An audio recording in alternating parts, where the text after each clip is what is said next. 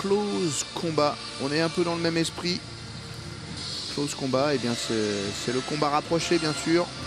Et c'est le combat, comme cette tenue le laisse deviner, des militaires. Les militaires évidemment ont besoin des arts martiaux pour leur travail spécifique, quelle que soit la logique, groupe d'intervention, ou infiltration, ou défense à main nue quand l'arme est perdue, ou pour protéger l'arme. Enfin, ce sont toujours des situations assez spécifiques, comme d'ailleurs dans les arts martiaux traditionnels, où quand on a son arme, on ne fait pas les arts martiaux pareils que quand on ne l'a pas.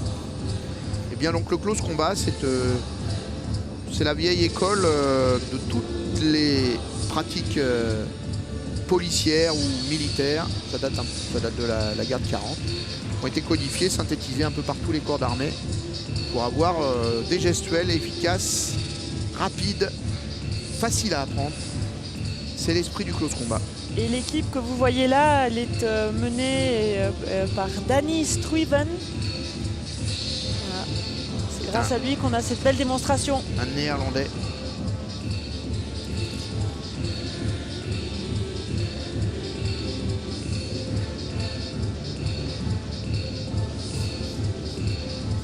Non, il est à Bruxelles, Danny Stuyven.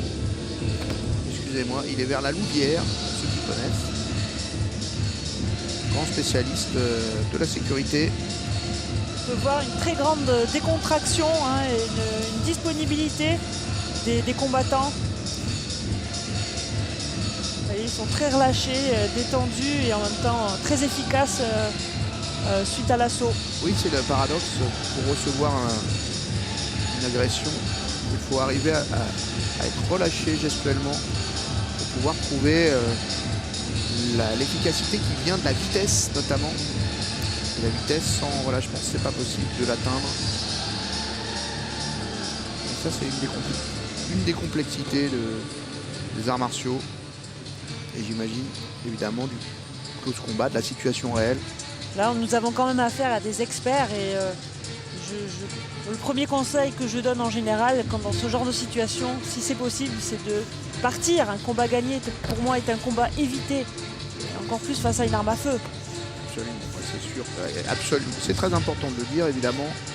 Ce sont des close combats, c'est-à-dire qu'ils ne sont pas, même si on peut le pratiquer aujourd'hui dans les clubs, ne sont pas faits pour les gens qui ne sont pas professionnels, qui ne sont pas confrontés à ces situations, ou alors de façon extrêmement rare, heureusement. Oui, heureusement. Une logique d'agression.